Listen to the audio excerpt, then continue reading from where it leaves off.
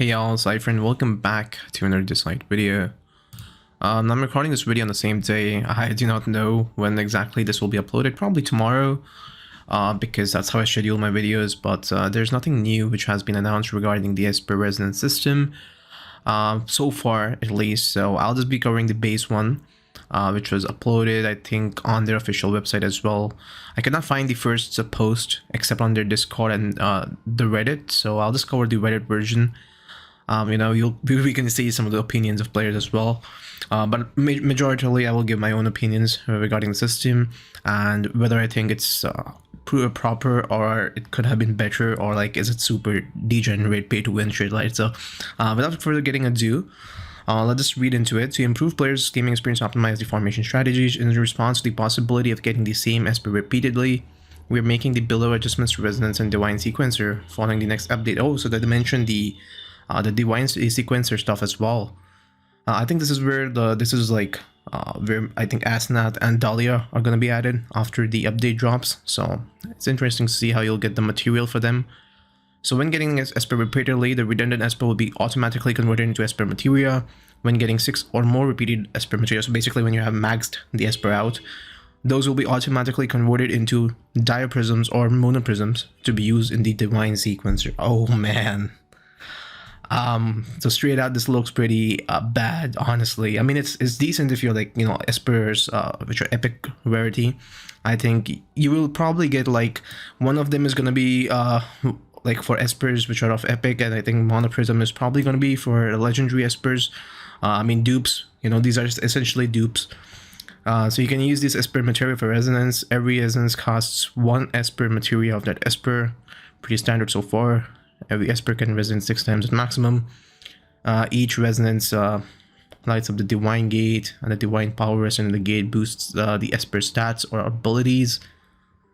So there's an image as well to like clarify what exactly this Divine Gate is.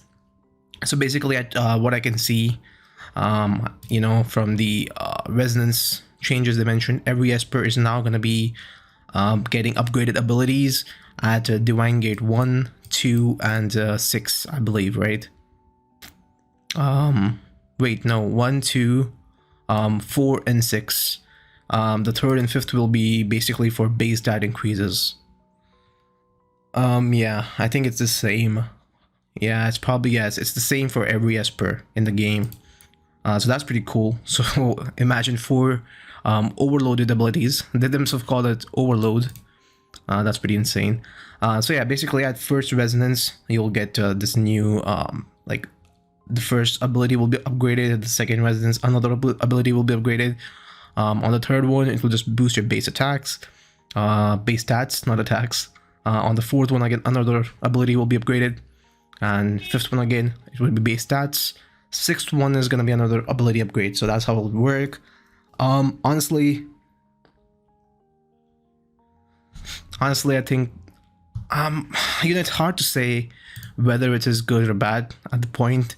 I mean, you know, at the first look, it might sound pay to win. I mean, I understand the sentiments of players why they're saying pay to win. But on the other hand, I mean, I think this was the best outcome possible. Like, either it was this or like, I mean, they could potentially like, you know, only have like 2 or 3 ability upgrades. But, you know, now they have like 4 ability upgrades, kind of. And then like the 2 of them are base stat increases. So it's kind of pay to win, but you know, in another way, it's also good for all players in the game. It's not like only good for like whales or dolphins. It's even super good for free-to-play players, because imagine if you get the same Esper twice and you were a free-to-play. Imagine the furiousness. Imagine the depression you may have, right? Because the current resonance system as it is, it's pretty dark shit. Like, I think we all can agree it's pretty bad. You do not feel that you earn any real stat increase. It does not feel good when you summon a dupe. So I think this is much better, to be honest, much better. And I totally agree that, you know, while this may come as a massive drop, because, you know, as they mentioned, there's a lot of Espers to cover, and many of them are even currently broken or like borderline broken. For example, like I think this is the classic example of Gaius. I don't know if I can find him. Holy shit, man. The more that I look at this list, I'm just amazed. how much they have progressed, how much the game has, how many espers are added to the game. Like in the beginning, like there were so little espers, and now they've added so many new ones. And if only we can find, okay, here it is. Here's our boy Gaius. I mean, this is going to be a heated debate, I think. It already is. I'm pretty sure I'm late to the debate, and I'm not going to be personally part of any debate regarding this. I think overall this is a good move. Like when you look at the overall health of the game, and for like long-term, I guess, perspective. In short-term, it might sound very pay-to-win, and I agree with that. But in the long term, personally, I think this is beneficial.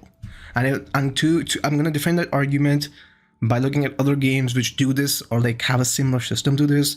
For example, there's Genshin Impact, and again, you might say Genshin Impact is only PvE, but that's the real issue. Like even with PvE, they're able to keep up the community, to keep something for their champions, for the heroes, because they know with each ascension, with each constellation, they're gonna get their heroes more powered up, more jacked up.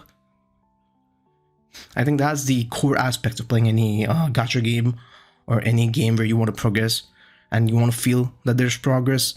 And of course, there's such resonance stuff even exists in Tower Fantasy, which is very similar to Genshin Impact, and it has PvP, and it's making a lot of money, guys. It's making a lot of money. Not as much as Genshin, but you know, it's doing justice to the development team. That's all I can say. You know. Then again, you have like other games such as I think even like Epic 7 has that imprint stuff where like the more imprints, the more dupes you have, the better the hero will get. And although those are like only base stat increases, but that again is kind of a pay to win, right? And you have to have some sort of pay to win factor, or else you will lose the sight of end game. You will lose the motivation to even pull. That's the thing. Like you will be so depressed to summon duplicates that you will actually uninstall the game if you get the same duplicate. Imagine you get duplicates of the same hero 2 times in a row. What do you think is gonna happen? You're probably gonna lose interest in the game gradually. But now, after this, you will actually feel empowered. You'll try to make more teams around that hero. You know, especially if it's a PvE hero. I mean, I think all the epic espers that I mentioned here, they have just got a massive boost. Guys, because I think everybody by now has at least 1 or 2 duplicates of the same epic esper, because they give you a ton of summons, and like you're guaranteed to get like 1 epic esper at least, I think, majority of the times. So, you know, overall, I really like this update. And now I know many people are gonna like probably target some heroes like Gaius or some other espers like Unis, which are gonna be overpowered, but overall I think this is pretty decent. I think this is pretty good. And you cannot single out a single hero from all the espers and say that, oh, just because of this one resonance, this whole system is garbage. But this whole system is actually pretty decent. And you know, there's a lot of good chance that the hero is probably already broken before being this resonance changed. So for example, like Gaius was already pretty broken, and you know, after resonance changed, all right, he's gonna be more broken, but he was already broken, right? Same example, I think, for Ashley, for Unis. I think these all heroes are pretty good. Only thing that I can even think of which is positive is that these resonance changes may allow room for like new team compositions to occur. Like that's all I can think. Now you may disagree or agree. That's up to you. But you know, I'm kind of positive regarding this update. At least me personally. At first, honestly, I was also pretty outraged, and I thought this was pretty pay to win. But the more that I look at it, the more I think of what the end game could be, and I think the end game of Dislyte is pretty much PvP. I think we all can agree by now. So yeah, I think these changes are pretty solid for PvP. The last thing, which I am actually pretty sad that they did not, hopefully they do mention in the future patch, are these server merges, because Honor server is dead. It's literally dead. Please, Dislyte team, if you're hearing this, please include the server merge at the next patch notes, because you know, Honor server, the players in Honor server are literally playing in a graveyard. So yeah, that's all for this update. Hopefully, guys, enjoy the rest of your day. Do leave a comment on what are your own thoughts regarding this update, particularly this resonance changes. And yeah, I'll see you in a later video. Peace.